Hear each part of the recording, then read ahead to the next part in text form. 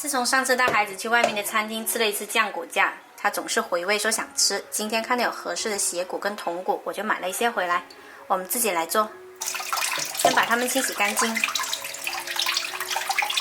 洗好的骨头冷水下锅焯去血水，加入姜片、葱节还有料酒去腥。骨头焯好了之后，用温水清洗干净。洗好了，直接放到电饭锅内胆中。接着我们来炒糖色，锅里加入适量开水，然后放入冰糖化开。冰糖化开了之后呢，我们加入少许食用油，继续翻炒，炒出糖色。小火慢慢炒，把颜色炒成枣红色，就加入开水。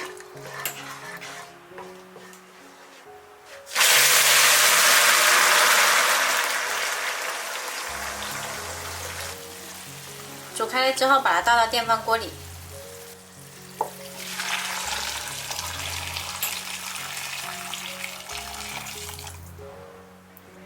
加入桂皮、八角、草果、姜、葱段，还有干辣椒，然后来调一下味，加入黄豆酱、生抽、老抽、白糖、盐和胡椒粉。再来4颗山楂，它可以加快肉焖烂的时间。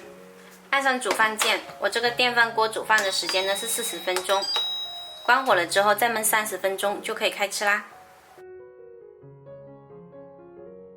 时间到了，我们的酱骨架可以出锅。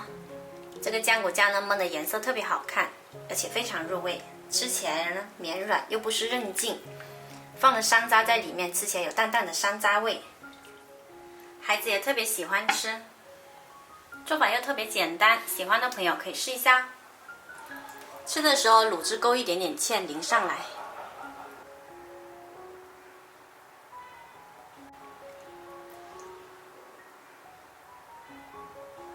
我是小爱，喜欢我的视频记得关注我哦。